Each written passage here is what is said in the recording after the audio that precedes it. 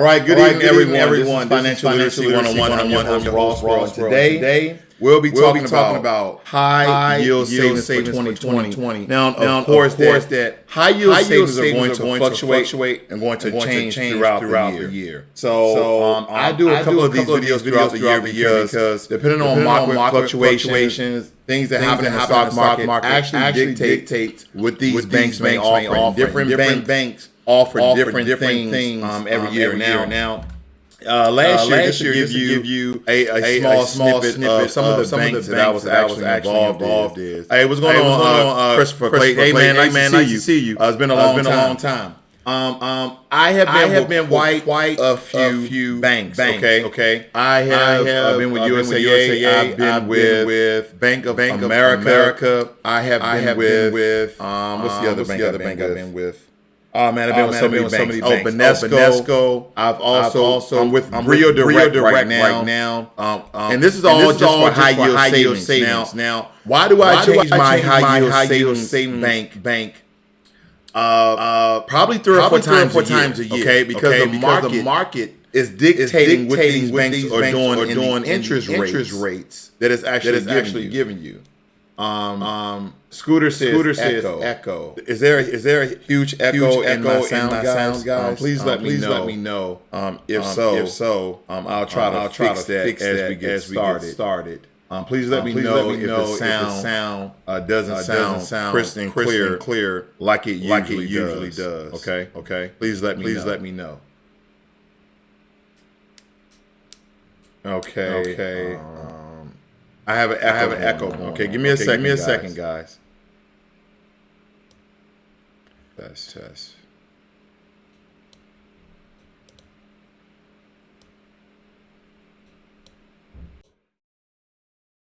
Okay.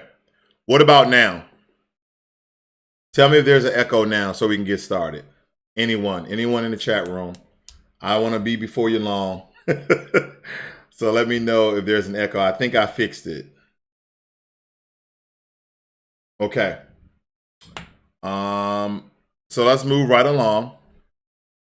And we're going to first, like I said, I change my banks a couple of times a year because banks fluctuate with the stock market. All right, good. All right, thank you guys. I appreciate it. Thank you for your help. I had to silence some other ones. No echo. Great. Okay, so I change my banks a couple of times a year because the markets fluctuate and they actually dictate the savings amount that you will actually receive throughout the year. Okay. So first and foremost, this information of the definition of a high yield savings is coming from bankrate.com. That's bankrate.com. And it simply says, what is a high yield savings account? A high yield savings account are a typical deposit account that can be found at both online and brick and mortar institutions. These financial tools typically pay a higher interest rate than traditional savings account and almost offer better returns than checking accounts. Now, we may go over a few checking accounts, but checking accounts that offer like those really high interest rate, like 3%, 4%, 5%, they have all these stipulations of what you got to do and what you have to have. Like, oh, you have to make so many purchases with your debit card. You have to have this amount of money in the bank, et cetera, et cetera, et cetera. That's why you never really hear me about high yield checking accounts. You hear me more about high yield savings account because those checking accounts are requiring you to actually spend money in order for them to give you a savings amount. Then it tells you if you are above a certain threshold, then it will not give you that savings rate. And we'll get into that a little bit later. Okay. With high yield savings account, they give you higher APYs. Okay. High yield savings account generally offer significantly higher interest rate than traditional saving products. This means you can earn more on your money and you meet your goals faster. Now, with these online brick and mortar ones that I'll be getting into, not so much the regular ones that have actual banks, meaning they're solely online.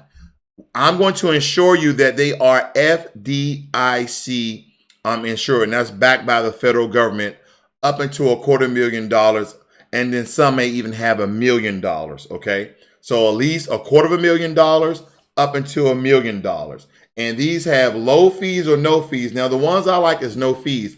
Why would I have a fee on a savings account if I'm trying to save money?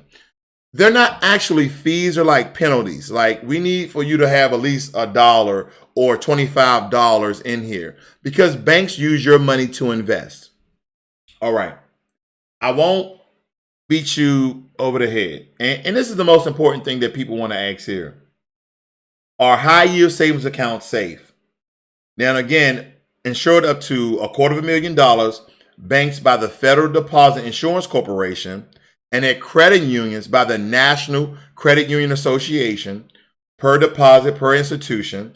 High yield savings accounts offer a safe place to stash cash while earning interest. Okay. Now I'm going to share my screen with you guys, so you see exactly what I see. Now, first I'm gonna start with my bank, Brio Direct. I have been with them probably a month and a half now. I transferred from Banesco Bank, and I forgot the other bank I transferred before that bank. I don't recall. All right, so the banks that we'll be going over is Brio Direct, that's BRIO Direct, as well as HSBC Direct and VIO Bank, VIO Bank, okay? So, excuse me as I share my screen here.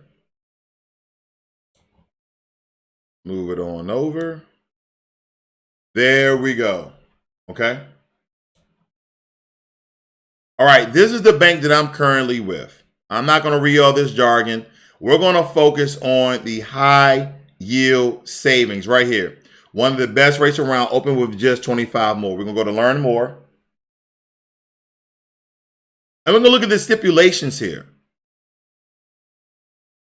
High yield savings, okay? One of the best rates around. Keep track of your money. Open with just $25, no monthly fee. Now, they have all this information for you to look into. Now, granted, again, you have high yield checking accounts that give you high interest rates, but they have a lot of associated difficult and complicated things you have to do in order to get that 3, 4, and even 5%. And we're going to briefly cover that, okay? Briefly cover that. Now, the reason why I'm showing you this information so you can go and research for yourself, as you see at the bottom right, it says member of the FDIC. That's a Federal Deposit Insurance Corporation, okay? So you can go here and get that 2.1%, and you just need $25, and there's no monthly fee. Moving right along, I'm going to bring over HSBC. Let's look at some of this high yield savings they have on here. Their high yield savings is 2.05 APY. Now, granted, everybody may not like Brio Direct. Now, Brio Direct is a subdivision of Sterling Bank, okay? Of Sterling Bank. So when you're calling them, setting up, asking questions, etc., you may be talking to someone from Sterling Bank. All right, cool. Now, they tell you, yeah, it's 22 better than the national average. The national average is 0.09%. We already know that because if you look at your bank accounts, you will see when you're with U.S. Bank and Bank of America and Charles Schwab and all these other bank entities, even your local banks have very low interest rate. The most I've seen was 0.25, okay? Not even 1%, and we're at 2%. And we need to understand, guys, that the reason why getting the highest interest on your money means so much, first of all, you want to make the most money. Okay, my money makes money, and that's what needs to be in your head all the time. Is my money making me money? If your money is not making you money, then it's stupid. Okay, I was about to say funny. I was trying to rhyme, but no, it's stupid. All right. It tells you what you have to have, the criteria right here. You must be 18, Social Security number, U.S. Resident, have a resident address, a driver's license, or some sort of ID, then account information, okay? And we're moving. Last but not least, VIO Bank. Now, some of these banks you've never heard of. Now, Rio Direct, I heard about them because of Sterling Bank. And if you probably heard of Sterling Bank, Sterling is a big bank. And then, of course, a lot of us have heard of HSBC, okay? Now they're coming in at 2.02. Again, these are preferences. Even though I'm with Bread Direct, which is the highest at 2.10, and you had to at least deposit $25. Everybody has $25, or at least you should. I mean, put some of this money away from your tax return into your emergency fund. Here's the stipulation for Value Bank. No monthly fee. I'm reading from the bottom up. That's the bottom up. No monthly fee. 6 free withdrawals per month. Only $100 minimum to open. It is FDIC insured up to $250,000, and it's compounded daily, growing your money fast. And they monitor your money with competitive rates from other banks that's giving high year savings. Now, take for instance a bank like Value Bank, and you're like, I've never heard no Value Bank.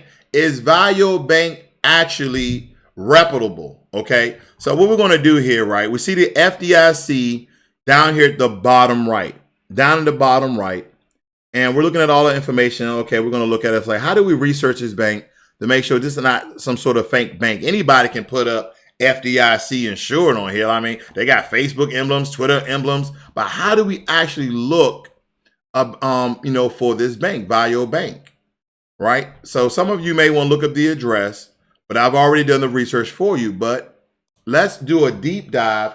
And how do we do that? What do?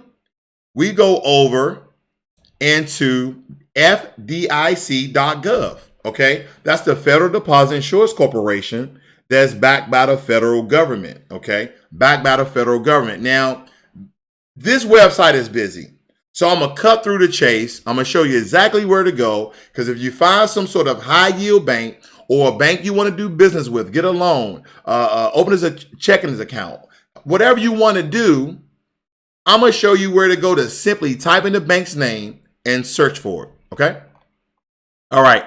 You're going to come down here on your right side, and you see right here in blue, Bank Find. Learn if your bank is insured.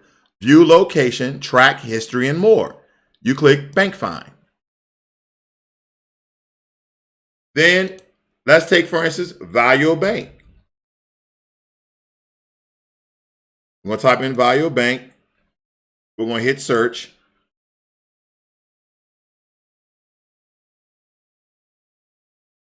And then it pops up.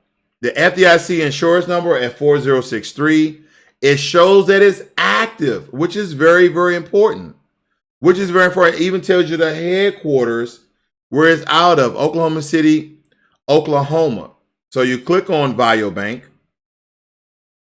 That's right. We're deep diving in to make sure this bank is reputable. Okay. No, thank you. And it gives you the pertinent information that you need. Active insurance since January 1st, 1934. And they've updated, right? And it says Value Bank is an additional name or website for Mid-First Bank. So Mid-First Bank may be the main division of the subdivision of Value Bank, because a lot of these high yield savings banks are simply online, not the brick and mortar. And a lot of them are backed by brick and mortar, okay? And if you see here, it tells you the number, tells you when it was established back in 1911, and then insured since 1934, okay? And then you can even click on the link for the Mid-First Bank, okay, for the Mid-First Bank. So this is verifying that Value Bank is a real bank and reputable, and most importantly, they are registered and they're active on the FDIC.gov website, which is the federal government, which basically they are backed by the federal government, okay? So that is what we need to understand, because some of you, I always tell people to do what? Do your research. Don't take my word for it, okay? Don't take my word for it, because here's the thing. Any charlatan, any smooth talking city slicker or country slicker, whatever you want to call them, right? Guess what they can do? They can come in and woo you with information that sounds really good and then take your money. And then take your money. That's what we need to understand. So let's break down why a high yield savings account is very important. Yes, I'm going to beat the dead horse on this one, ladies and gentlemen. I am. I'm going to beat the dead horse. As a matter of fact, I'm going to kill the nanny on this one. I'm going to kill the nanny. What is inflation? And this definition is coming from no other than investopedia.com. That's investopedia.com. What is inflation? Inflation is a quantitative measure of the rate at which the average price level of a basket of selected goods and services in the economy increases over a period of time. It is the constant rise in the general level of prices where a unit of currency buys less than it did in prior periods. Often expressed as a percentage, inflation indicates a decrease in the purchasing power of a nation's currency. Oh, what does all that mean, Raw's World? Okay, like basket of selected goods. Basically, products and services, whatever those services may be. It could be healthcare services. It can be products out of a grocery store, electronics, a massage. Basically, because the economy, things get more expensive. That is detailing what inflation really is. And then it says you buy less, meaning like take for instance a particular service you may be getting, right? I remember when I first got YouTube TV. Then YouTube TV raises prices. Why did it raise its prices? Because one, it was offering more services, but at the same time, inflation rose. Because we understand at one point, inflation was only 1.8 to 2.1. Inflation is now at 3%. Exactly. Inflation is now at 3%. Why do you think Netflix rose up? Netflix is a service, okay? It's not a product. I mean, it could be a product, but a product is usually something you can hold. Like this pen you probably had to buy. This mouse you had to buy. These are products. A service is a streaming service because it's servicing you movies and TV shows and documentaries and musicals, whatever. It's a service. So products and services, okay, and commodities. Inflation makes those things rise every year. Now the going rate is at 3%. Then it says often expressed as a percentage, which we just talked about, and indicates a decrease of purchasing power of a nation's currency. Purchasing power. That means the power or the value of your American dollar is 3% less than it was last year. Then it says in periods, meaning that inflation can rise by the quarter, 3 or 4 months. It depends on how the economy is moving. Why am I waving my hands? Because I'm displaying, I'm simulating what the stock market does every year. Now, granted, over these past couple of years, the stock market has been going up, up, down, and up, down, and up, right? Because I remember when I was investing with Tesla, and Tesla was around 200. Tesla today is $441. See, you need to have patience when it comes to the stock market. You need to buy and hold. Now, a company like Tesla, they continue to innovate. They continue to invent. They're going to have huge drops and they're going to have huge gains because of an innovator like Elon Musk. Now, granted, Elon Musk probably needs to start mentoring and showing someone who could maybe his predecessor. That's what big people do because life is not guaranteed. Because a lot of times when innovators don't introduce someone new on the platform and they pass away, unfortunately, that stock drops until buyers and investors see stability within that company to continue to invest in their stock. If you understand what I'm saying. That's the same thing that happened with Apple when Steve Jobs passed away. They had to put a predecessor. That same thing with Microsoft when Bill Gates stepped down. Their stock dropped a little bit, but they had, if I can recall, I forgot the Indian gentleman's name, but he is now the CEO of Microsoft. But they had to show stability that who is going to take the lead now that Bill Gates has stepped down. So things of that nature. And that's what we really need to understand about inflation, how your savings, doing a deep dive into all the intricacies when it comes to your money. Don't let nobody fool you. Don't let nobody tell you no bull crap. If you hear something that's too good to be too good to be true, and no one did the research, and no one is showing you, some sort of journalistic or research or something that's backed by the numbers, some sort of analytics, some sort of metric, then you have to do it yourself. Because there's a lot of people out here selling snake oil, and all the while they're manipulating your mind in order later to take your money. See, a lot of times I don't get and talk about these things. I kind of focus on the money because this is financial literacy 101. Maybe I need to change the channel to financial literacy 501, because sometimes I want to get into the mind games, what people do in the financial game. Now, you read books like by Toni Morrison. He has a book called Mastering Money or something, The Money Game, right? Because it's a game, but the game is also a mental game. Because they understand that they show you big money, they show you big cars, they show you stacks of cash.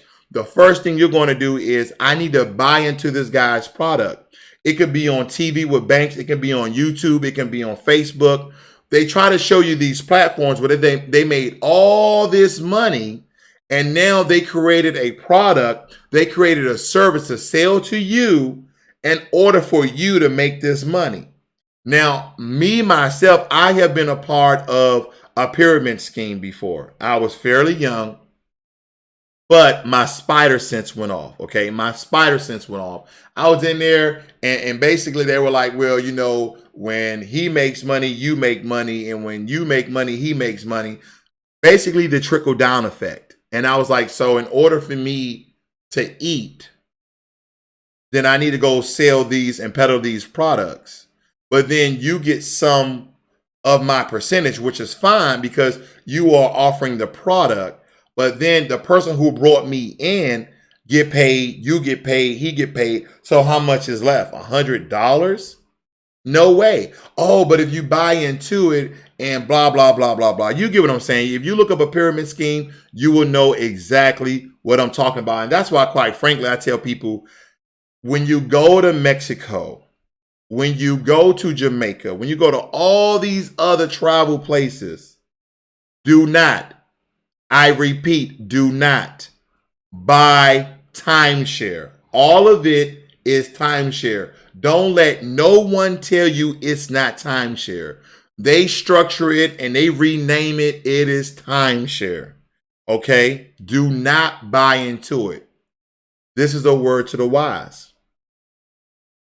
Take their bonuses, take their incentive, take their rewards of you simply attending the timeshare meeting. Now, granted, if you or the person that you're with are easily convinced by a smooth talking, fast talking, manipulative person, then I will advise you, do not attend. I repeat, do not attend the timeshare meeting, because there are 3 to 4 successions of people that you have to go through.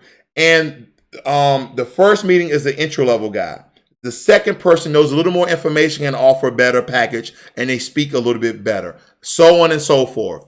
And the last person, they're going to offer you the world for about $10. But I'm telling you this as a person who knows finance at a great level. Do not do it. Do not do it. I remember going to Mexico. I like to give you guys stories. This is myself and my ex-wife. We went to, where did we go? Playa del Carmen, Mexico. Playa del Carmen, Mexico. And I briefed her. I said, hey, they're going to offer us timeshare. They're going to offer us these excursions, speedboat on the Gulf of Mexico, RVing through, not RVing, ATVing, RVing. I'm going to take a big ass RV through through Mexico. Anyway, ATVing through the jungle, and also some buffet or something, right? And she was like, okay. I said, listen, they're going to offer us these great deals, these great packages. We're not going to buy it. We're going to seem interested. So, because a lot of people they know the game, right? They go in, they're like, yeah, we're going to do this, and we're going to just take the gifts and roll. I say, hey, look like you're interested, even though if you attend the meeting, you still get the gifts. Now, granted, if you cancel the meeting, meaning, okay, I'm tired of this, I'm done, you don't get none of the gifts, rewards, or excursions. So you just go along with it. They say, well, this is sounding interesting. Oh, well, that's too expensive. Well, what about if it was only $150 a month? Whatever. So we go through all these people, and by the time we get to the fourth person, they were speaking really good things. I say, well, you're only going to pay $100 a month, but the deal was horrible. Like you can't go doing blackout dates, and you can only go one time a year. She's like, oh yeah, we can just plan around this. I'm like, we got to pay for the flight. We got to pay because it was crazy. Okay, timeshares are not good ideas. They're a pyramid scheme, etc. Anyway, so she's like, oh yeah, well, I think we'll do it right in front of the guy. I'm like, hold on. I said, sir, can we give us a sec? Okay, sir, no problem. I'm over here talking. I said, what was the plan? What was the plan? Listen, I broke this down to you before we left. And this is their job, to be very convincing of how they're going to sell this timeshare to you. And so guy came back. I said, well, sir, we saved up for 3 years to take this trip. The only thing I have is $20 a month. Now, granted, they ain't going to give you no timeshare for $20 a month. I said, I can only do 20. I saved up for this trip for 3 years. The 7-day vacation. I only can do $20, $15 a month. Long story short, we got a bottle of wine. We got a bottle of some, Mexican tequila, and we got all our excursions for free. We went speedboat on the Gulf of Mexico. We had the speedboat. It was free. ATVing through the jungle. That was free. And there's some buffet that they had that was authentic Mexican food. That was free. So if you are strong mind and strong will, when you go to these Mexico, Jamaica, Dominican Republic, all these other places where you can buy timeshare, I say take the meeting because all the gifts and all the bonuses they're going to give you. But if you're easily persuaded or manipulated or convinced of something, don't do it. You have to know oneself. You have to have some sort of self-actualization of oneself to understand who you are internally. If you don't know that, then you will be duped. You will be fooled. You will be bamboozled. You will be manipulated. You will be tricked. Okay, I can't. My thesaurus is running out here, guys. I'm trying to give you all these words to tell you. You will be a fool if you don't know who you are, and then you go and buy these damn timeshares and be locked in this for years. And now, granted, what people don't tell you about timeshare, and I know this video is not about timeshare, it's about high yield savings. I'm going to do a recap. So if you're just joining in, please bear with me, okay? If these timeshares are located in other countries and they are not tied or linked to a U.S. organization, a U.S. bank, a U.S. LLC, then guess what you can do? Just stop paying it. Say that it's fraudulent. Did you know that? Did you know you like, I don't know what that is. I don't know why they taking money out my account. Cut my card. That easy. Now, if they are linked or tied to a U.S. company and they're using that as a tax haven, but they have you linked into their U.S. system, then it's going to be a little harder for you to get out. It's going to be a little bit harder. Now, this video was about high yield savings, and those high yield savings we went over. We got Brio Direct, BRIO Direct at 2.10%. We have HSBC Direct at 2.05% APY, and these are compounded daily, and they also are FDIC insured. That's the Federal Deposit Insurance Corporation, backed by the federal government. And last but not least, we have VIO Bank. That's VIO Bank, and that one was at 2.02% APY compounded daily. The first one at Brio Direct, the minimum balance that you had to deposit in order to get that amount was $25. HSBC, if I can remember correctly, was only like $1, and I think VIO Bank was $100. Okay, and we went and did some we did a deconstruction of when you are looking at online banks that don't really have a brick and mortar, or even if there's a brick and mortar, and you want to make sure that bank is official, you want to make sure that bank is reputable, you go over to the FDIC.gov, you scroll down on the right side of the page and look for bank find, and you don't need the address, you don't need nothing but the bank name. And when you type in that bank name and it pops up, make sure that the status is active, and then there's a link that you can click and look at all the information. When was it established? Is it a subdivision of a main division bank, et cetera, et cetera, et cetera. Now, I'm going to go ahead and read your notes like I usually do. All right. Hey, Gregory Alfred says, thank you for the information. Thank you, sir, for attending today. Okay. Thank you, Wayne Peterson, for telling me it's a good point. And Wayne, if I can recall, you're the gig, man, I forgot. I'm sorry. The gig economy guy, I believe. Either you or someone else, I'm going to do a video on. Coming to you soon. I got it on the list, brother. Got it on the list. D General says, how do you tell how long this interest lasts, or what do we do when the interest changes? All right. You guys just chiming in. So here's the thing. The interest rate is depicted and depending on the market fluctuation of the stock market. Plain and simple. All right. It could be daily. It could be monthly. It can be quarterly. It could be even yearly. Now, last year I was with four banks. Now, I can only remember the last two. The current bank I am is Brio Direct. That's the first one I showed at 2.10%, right? No fees, no monthly fees, none of that. You just need $25 to put in and start getting that interest rate. The bank before that was Banesco USA. Now, here's the thing. When I started investing with Banesco USA, the savings rate was 2.47%, the highest in the nation. Now, before that, I was with, Savings Direct. That's the name of the bank I was with, Savings Direct Bank. And then I found out about Banesco, and I did another high yield savings, and I transferred my money that. So to answer your question, D General, is I changed banks just for savings. My high yield savings, where my emergency fund is, I change that bank 3-4 times a year. I tell people, don't have no loyalty to no god darn bank. Don't have no loyalty. This bank has been in my family for 15 years. This bank has been in your family for what are you talking about? We've been with this bank for 20 years. Who cares? Banks don't care nothing about you. They care about your money.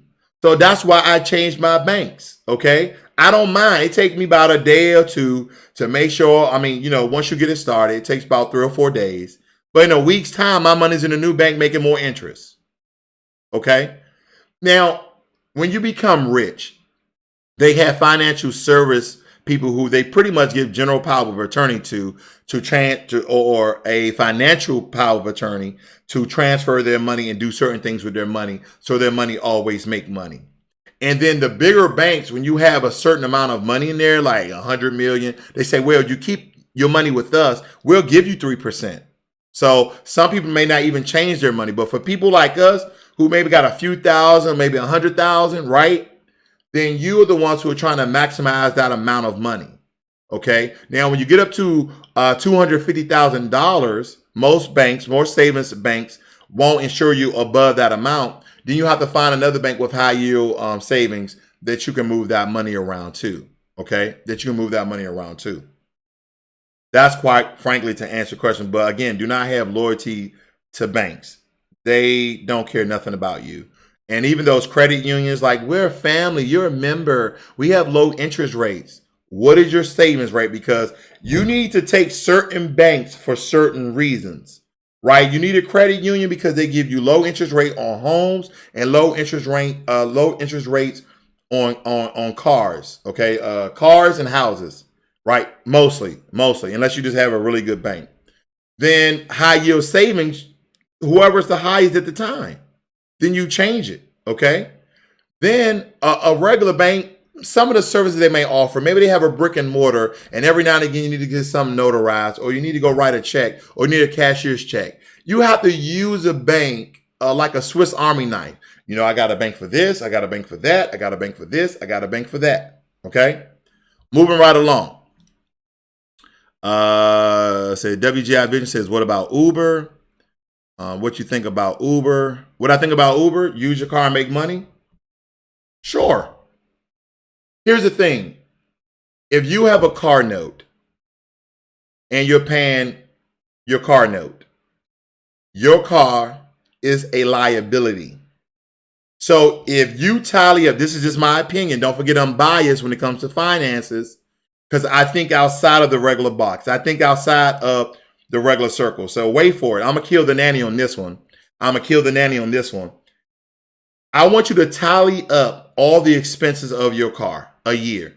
Gas, oil changes, transmission flush, flat tire replacement, your car note, your car insurance.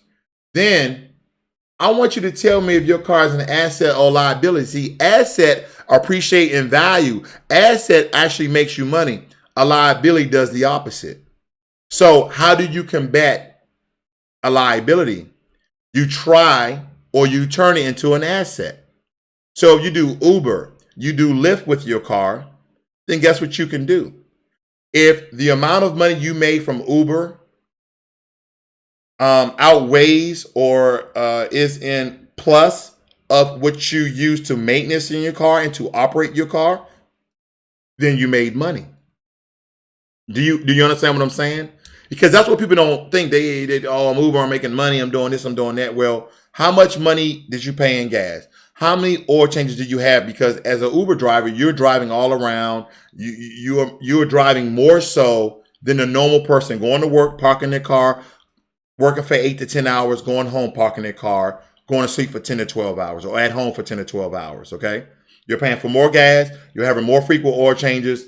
You have more wear and tear on your tires.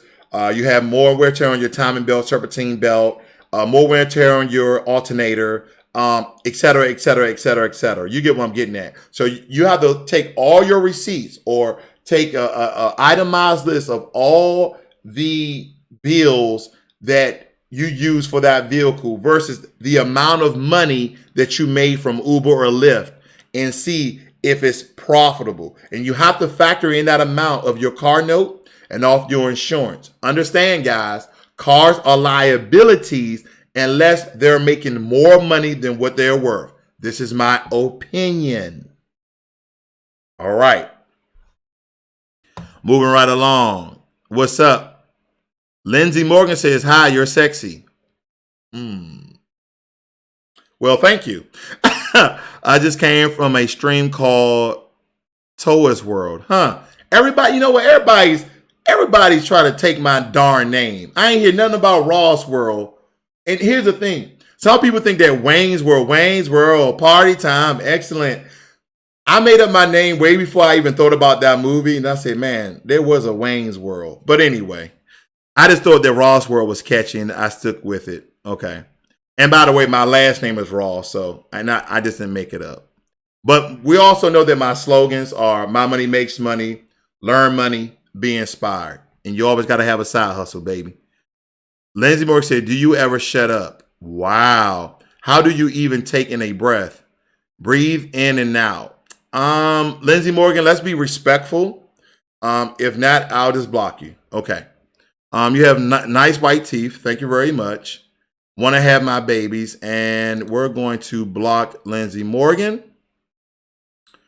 And that'll be the end of her.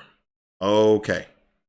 Gregory Alfred says, I'm going to look into all of these banks before I make a decision. Indeed, you should. Indeed, you should, Gregory. Indeed, you should. He said, I understand that you meant by not having loyalty to the bank, not only care my money, not you. Indeed. P-Way said, I opened an account with the Marcus Goldman Sachs last month, 1.7. Hey, listen, I had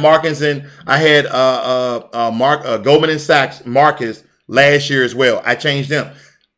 You guys already did the work for me. Last year I had Savings Direct, Goldman Sachs Marcus, Banesco USA, and now I'm with Brio Direct. See how often I change my savings bank? Because I want my emergency fund, because I have a certain amount. I have about 5 months of all my expenses in my bank account. And guess how I'm going to make that money grow without keeping deposits? I'm keeping most of my money into investments. I don't need to deposit no money in my emergency fund, but how do I have that money to make me money? Guess what I do? I continue to change banks that keeps it at a high interest rate. Okay. Ashley Hawkins, we're going. Ashley Hawkins, how you doing? Thank you, good sir. This is much appreciated. No problem, Gregory. So again, we have to understand that, guys. I want you guys to do your research, and I would say, by the way, P-Way, that 1.70. There's plenty of banks out there. And matter of fact, I told you guys that I was going to go over some checkings accounts to show you. Now, all these numbers are going to mean something: 3%, 4%, 5%. But guess what? I want you to read the vivid details and the stipulation that you have to do in order to get these savings right. So again, I'm going to change my screen here. Stay with me. We're going to look at some of these banks. All right. Take, for instance, up here, right? We're going to look at Tab Bank, Kansas Cash Checking. It says 4%, which is 1% over the national inflation average. 4% APY on balances up to 50,000. And once you get to 50,000, it will only give you 0.25%. You're like, man. And then it says over here in this third column, monthly service fee, 0. Man, hey, Ross World, why didn't you tell me about this 4% bank? Hey, man, you tell me about this 2%. Man, they doubling this. This is better than the national average. This is better than the national inflation average of 3%. Then we click on the hyperlink. And what do we get? We get a bunch of bull crap. It's going to let me click on it? It didn't even let me click on it. Let me scroll down then. What it says right here, minimum 0. Then it says you must have at least one direct deposit, ACH payment, or bill payment transaction posted to the account during each billing cycle, and at least 15 debit card purchases of $5 or more. So some of you are real smart and savvy, but some of you don't want to go through all this bull crap of doing this, right? So you're probably saying to yourself, wait a minute, 15, I got to do 15 debit card purchases, plus I got to have a direct deposit. You see all these stipulations? That is why we have to do a deep dive. Now, granted, those 15 debit card purchases of $5 or more is only $75, right? And then it says it gives you $15 every month of a refund. No ATM fees, no service monthly fees. This could be profitable for you. That's if you want to deal with the hassle of this bank. Okay, let's move up one. La Capitale Federal Credit Union, Choice Checking. Minimum amount to open $50. Make at least 20 debit purchases per month. You see, they're making you spend your money to give you money, to save your money. Do you understand what I'm saying? Then it said monthly service fee, $8 waived if you either have a balance of at least 1,000 or you make 20 non-ATM debit card transactions a month. You see how this is getting complicated in order for them to give you that 3 or 4% or 5%? That is because they're banking on that you're going to forget or you're going to slip up. Now look at this one, Consumer Credit Union, free rewards checking. 5.09% APY on balances up to 10,000. Now you can throw your money here. Let's see what the stipulations are. Let's read this. Ooh, minimum amount to open. Oh, wow, I can open that with $0, so I can put $10 in there and make money. Requirements to earn the high APY. You must complete the following 4 things each month. Look at this. They giving you homework. You have to do the 4 following things each month. Here the stipulation. Here are the guidelines. Complete at least 12 signature-based debit purchases. 12 signature-based debit purchases. Receive at least 1 direct deposit, ACH debit, or pay 1 bill through their free bill payment system. Log into your online banking account and be signed up for e-statements And then you need to spend $1,000 or more with a consumer credit union Visa card each month. You telling me I gotta do all this and then now I have to spend $1,000 freaking dollars in order to get your 5%? That 5% means nothing unless, think about it, if you own a business or you already spend $1,000 and none of these things mean nothing to you because you're willing to change your bank to this bank, you're willing to complete these debit card purchases, you're willing to sign up for their e-statements, which most people do, then there's no monthly service fee. Then this bank is for you at 5% at a checking account, okay? But a lot of times people love easy, so I like to give people the easy choices. But this is probably not a bad bank, but these are some of the things that you have to do, okay? ATM fees. If you meet the requirements to earn the high APY, you won't pay any ATM fees, okay? So you got to spend $1,000 a month with a consumer credit union Visa card each month. So after you open up, here's another thing, guys. After you open up this account, guess what you got to do? Guess what you got to do? You have to apply for a consumer credit union Visa credit card. Credit card. See, look what they're doing here. They're making you get a credit card to give you 5%. You know why? Because they're going to get that 5% back because that credit card is either what? 18 to 27% interest rate. Because when you put that $1,000 on that credit card and you forget that 1 month to pay it off, they're going to get that 5% for 3 or 4 months because it's going to be at 18 to 27%. So 18% is what? 3 times 5% is 15%. They're already at 3 months. So they already made that money back. You see how complicated this is? You see the manipulation of this? You see the mind-boggling homework and research and analysis and metrics and math and algorithms and problem solving you have to do? I'm preaching to you. I'm teaching to you. But I want you to understand how this money game is a game. You have to be smarter than it. But look, sometimes if it's this complicated, it's like a relationship. Banks are like relationship. If it's this complicated, I don't want to be a part of it. I got to do all this to get this? Oh, nah, hell no. Nah. Oh, nah, I ain't doing it. Let's look at Partner Colorado Credit Union. High interest, minimum amount to open, 0. You need to do 3 things each month. Look at that. They telling you what you need to do in order for you to give money. Use your debit card to make at least 20 signature-based purchases of $5 or more. Be signed up for e-statements. Log into your online banking account. Monthly service fee waived if you meet the requirements to earn the high APY. ATM fees none. ATM refunds none. So basically, they're not going to refund you when you use a non-partner Colorado credit union. But granted, out of all the ones we've seen, this is probably not that bad, right? Because you don't have to change your direct deposit. You don't have to do an ACH bill payment. You don't got to do all that. Basically saying you have to use your credit card 20 times of $5 or more within a month. And you guys already do that. You need to be signed up for their e-statements. And you need to log into your online, mobile, or banking account once a month. That's not bad. Everybody probably look at their bank account 10, 20, 30 times a month. All right, let's go see what the interest rate of Partner Colorado Credit Union. Let's see. Where we at? Right here, they're giving you 3.50 APY on balances up to $10,000.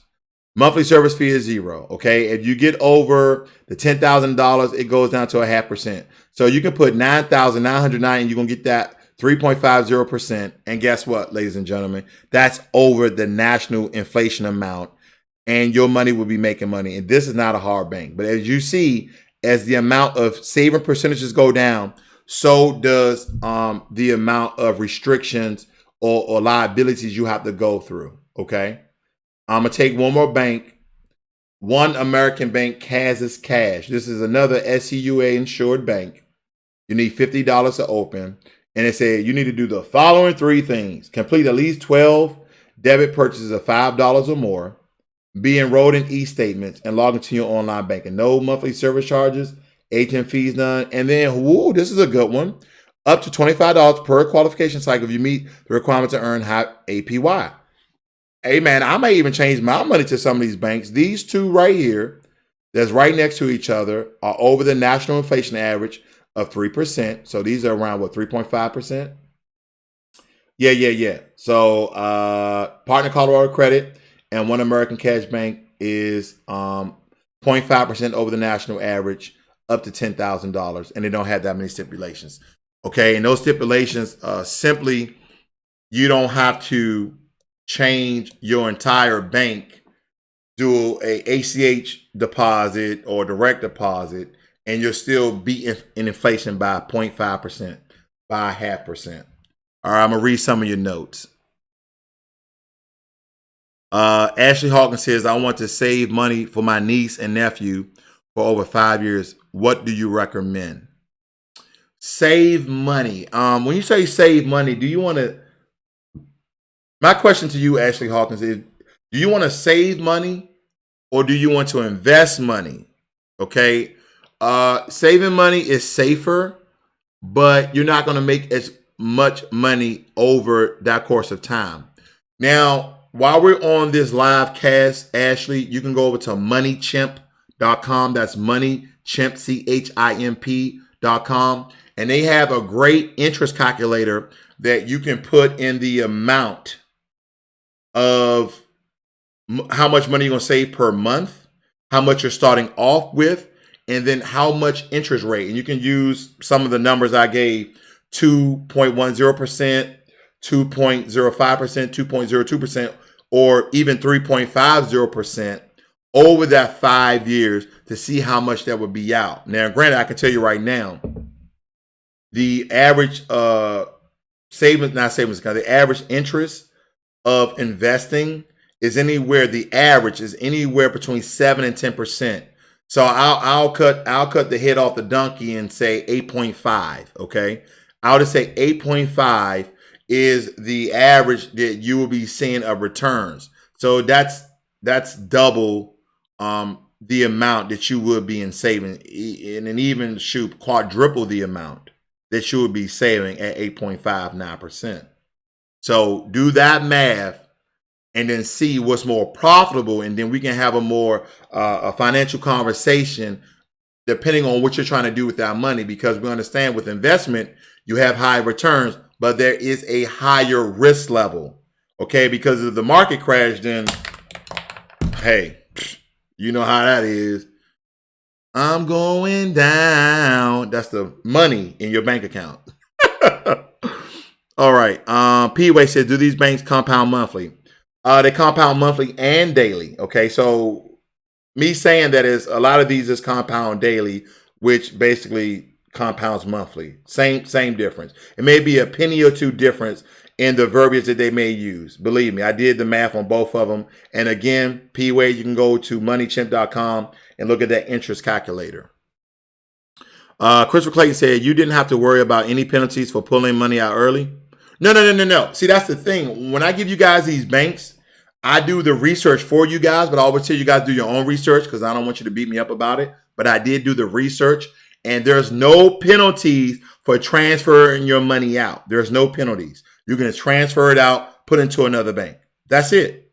No service fees, no penalties, no this, no that. I do all the research so you don't have to do it. Now, these checking accounts that we just went over, I just told you, we just did an overview. I'm talking about the high yield savings. Those don't have any fees of pulling out. Now, those, you have to do your own deconstruction and a deep dive into those to make sure if you want to change banks later, if there's no penalties. P-Way, I should store silver or gold if I were to buy. Oh, where should you store silver and gold? I got a safe. I store my silver in my safe. And a buddy of mine told me I should buy gold too. I'm contemplating it because in order for you to have the amount of money that you should have in silver, you would need a lot of darn silver versus 1 ounce of gold is $1,500 roughly. I don't know where the market is right now. I might just want to, I love to just give you guys information on the fly. Do you guys like that when I give information on the fly? Gold price right now. Let's see what the gold price is. I said 1,500. Where's the gold price at today? And I'm getting this amount from goldprice.com. I was right. So the gold price per ounce is 1,576. Okay, and silver went up, baby.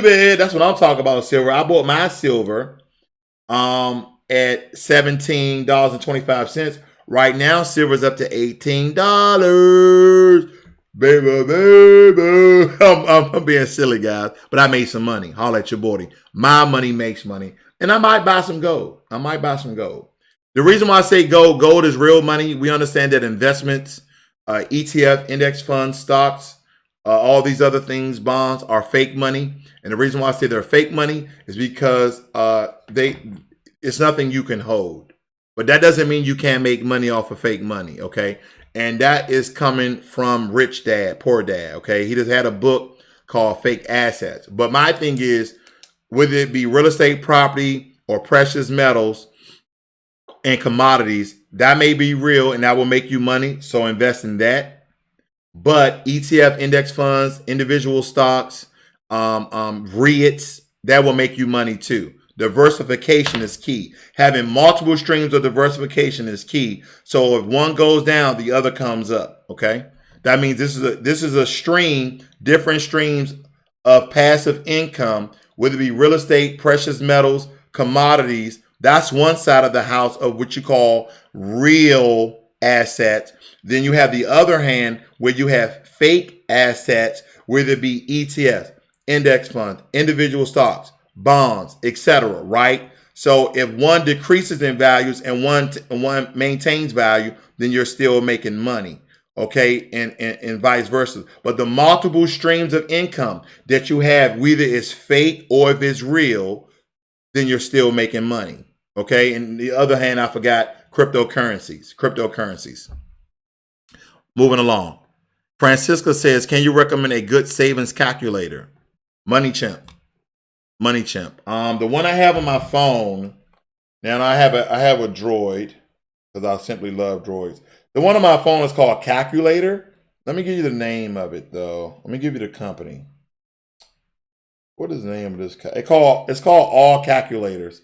And you got percentage, averages, proportions, equations, decimals, combination, prime. Then you have geometry, area geometry, volume geometry, right triangle geometry, unit converters, acceleration converters, angle converters, cooking converters. I mean, it's called All Calculators. That's the name of this one. And I use it. Fuel conversions. You can put in kilometers or US miles per gallon. They have the metric system and they have the imperial system. Now, the rest of the world, we understand, works on the metric system. And we understand that the US works on the imperial system. Okay. All right. I just gave you guys a whole video about a calculator that I actually have on my phone. Okay. I don't know if you guys can see that. It has all those tools on there. Okay. All right. Do you recommend multiple portfolio or just one diversified? It depends. Me personally, I have a lot of different accounts, but when you have different portfolios with different financial entities, did you know that you can be slowing your investment accounts? You can be slowing the amount of money that you can be making a year simply because of that. You could be decreasing the amount a year that you could be making if you go with an all one-stop shop and diversify, or that one diversifies for you. Now, excuse me. If you look at my video from yesterday, I talked about the best financial or the best robo investment apps or the best robo investment applications. So if you look at that video, the main two I lean towards is Betterment and Wealthfront. And the reason why I deal with them, because they have over what I call my bare minimum asset classes allocation at 7.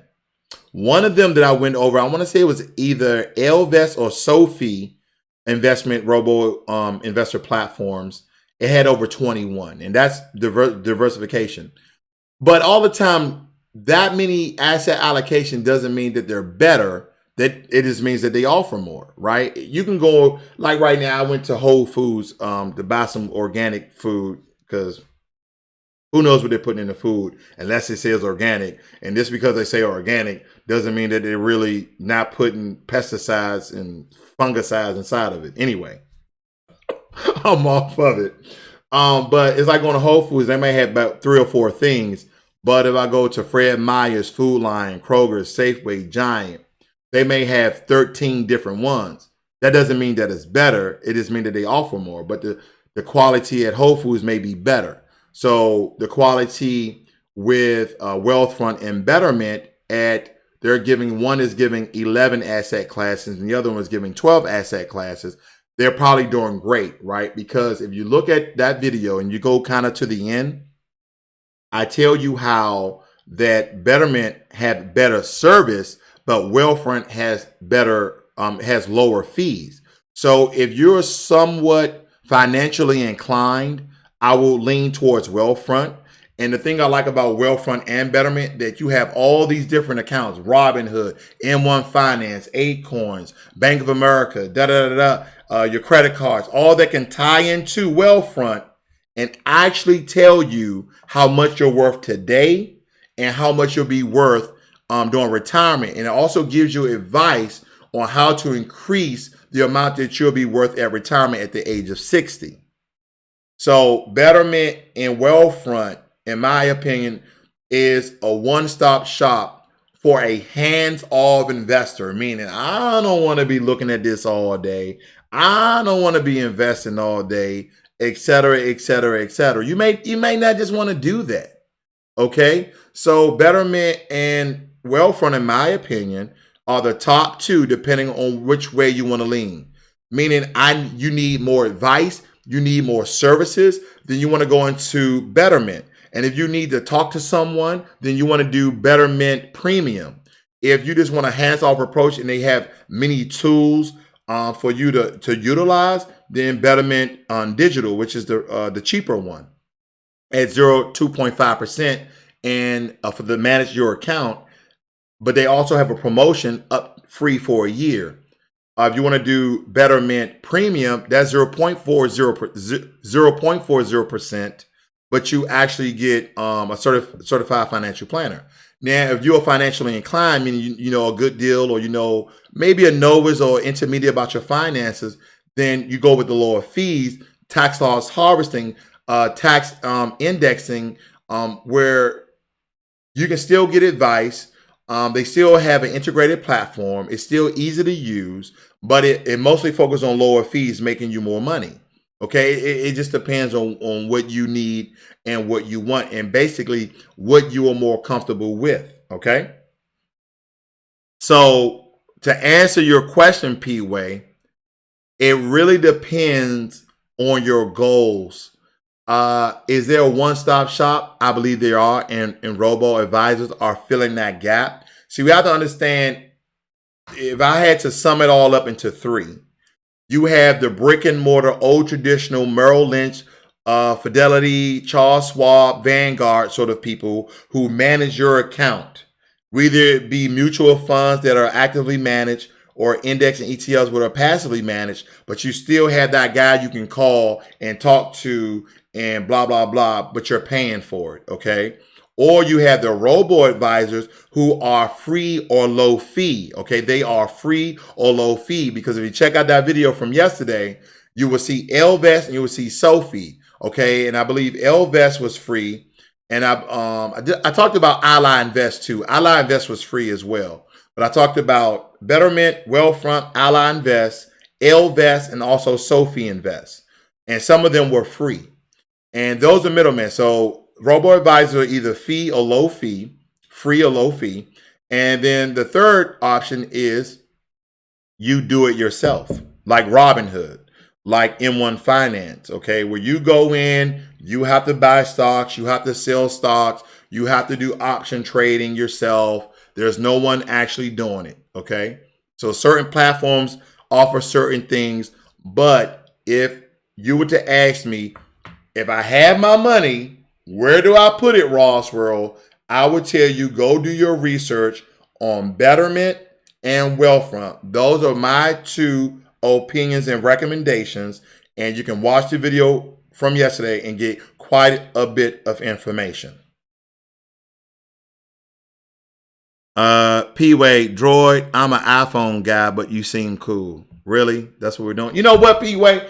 I'm going to go off on a tangent, not on you, on the whole iPhone, Droid, blah, blah, blah.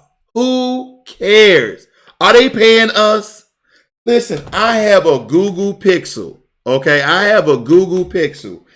But they're not paying us to buy their phones. I don't know why people in the iPhone ecosystem think that Apple is greatest and they're like, well, I'm an Android guy. I have the freedom. Hey, man, I use my phone to call people, text people, to video chat people, to do bank, investing, to write down notes. And guess what? Apple or Android can do them. Again, P-Wade, this has nothing to do with you. This has to do with everybody with all these different cell phones and which one is better. If I can do all those things, do my banking, investing, call people, text people, video chat people, it don't matter what the phone is. I just like Android because of the software, because I'm also a Windows guy. I'm not an Apple guy on a computer either. That's just me. It's preference. Anyway, how do I transfer my account to a different brokerage? And is there a fee? Sometimes there is an account fee. They call it an ACAT, ACAT fee sometimes. You, on that particular one, you can transfer it, but I'm not going to know the exact amount. And if there is a fee, that's a little bit of research you have to do for yourself. You just have to check with your financial institution to see if they're going to charge you a fee or not. Okay? That's it. Dink Frierson says, I'm 41. My health has declined bad. I get disability, SSI, but I can't own over $2,000 in assets. Back with my parents, so I'm just saving my money. What else can I do? Also, thank you for everything you do. Well, thank you, Frierson. Hopefully you are a subscriber of Financial Literacy 101. So you can't have $2,000 in assets. This is a good one because, believe it or not, my question is, there's a lot of things you can do by a third party. Now, the third party, you will want to be a trusted person, whether it be a family member or a friend. And, oh man, okay, guys, I'm about to get dark. Okay, I'm about to get dark a little bit, but it's all legal. I assure you. I'm about to get dark. I'm about to kill the nanny on this one, but it's legal. Okay, it may be a little immoral or unethical, but anyway, Dink, if you have a trusted person, you can gift them the money up to $15,000. Okay, without paying taxes on that money. Because you want to make sure that you may gift the money depending on the amount, because the federal government is going to be tracking that amount coming out your savings account or your bank account or your investment account, right? So if you gift it up until $15,000, you don't have to do that gift tax. And then what happens is, there's a couple of things that person can actually do. That person can actually give that money back to you in a personal check or cashier's check and say, for services rendered, he fixed my house, he fixed my car. Or they can go out and you can buy, you said assets. So you can go out and buy gold and silver. You can say, hey, take this $15,000 and I want you to go out and buy all that in gold. I want you to buy that all in gold. And then what you can do then, once you buy all that in gold, you can take a letter and say that person's name and you go get it notarized and say, I'm giving 33 ounces of gold to this person as a thank you, as a give for services rendered for whatever or nothing, and they can just give it to you back. Now, I know it sounds unethical, but it's legal.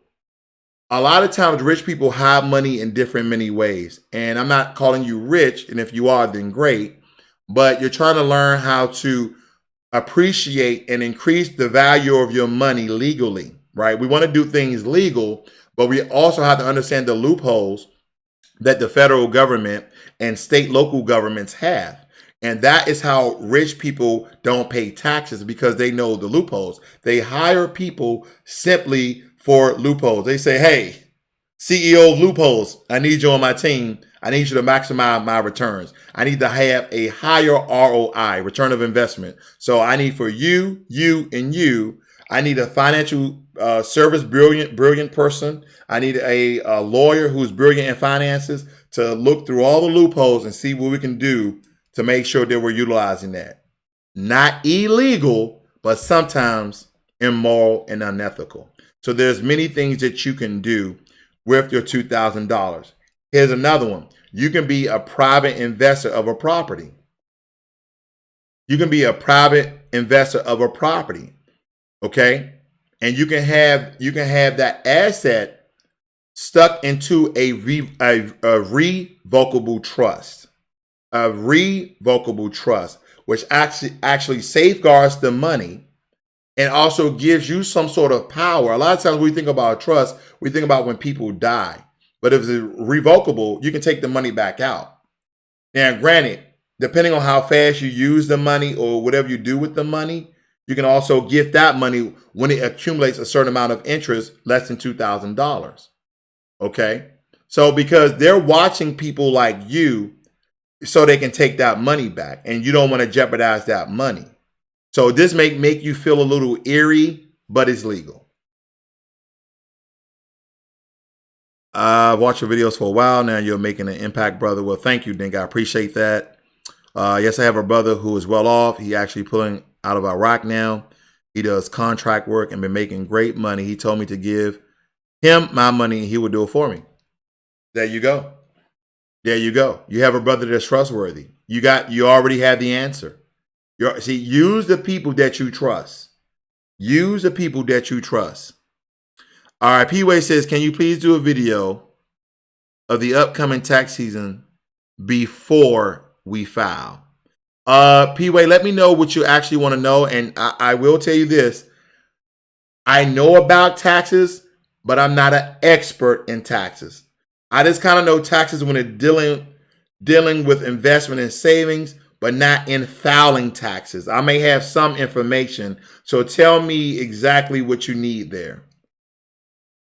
Dink says, thank you and much love. All right, brother. Much love to you as well. All right, guys. I'm usually on here under an hour. And the reason why I try to get off of here in an hour, guys, is because when people look at my videos, they're like, man, I ain't looking at no guy for no darn hour. If you notice, I've been doing more live sessions to be more interactive with you guys. I think for the 2020, of course, I'm going to keep up the live videos, but I'm also going to do some shorter videos because when I edit my videos, my information is more condensed and I'm right to the point. So instead of watching a whole hour video to get 15% of the information you really wanted to know, like we talked about high yield savings, I could have did that high yield savings video in 5 minutes, right? And we already at hour and 15. Now you had other nuggets of information, other mind manipulation talk, right? We're going to have more talks about the mind, how people manipulate you and trick you and dupe you and hoodwink you. But I think I need to start making more condensed videos, anything under 8-7 minutes, according to the YouTube algorithm. That way we can increase the channel, we can grow the channel, but I will still do online sessions as well to give you that on-the-spot information, the way I see it. Yes, I'm biased. Yes, I'm opinionated, but I believe that I can make you guys more money. Okay? All right. Guys, you have a great evening. Hopefully your team won. My team was out of it before we started. Anyway, I'm a Giants fan. All right, guys, you have a great night. Make my money makes money. Learn money and be inspired. This is Financial Literacy 101. Guess what, guys? I'm out.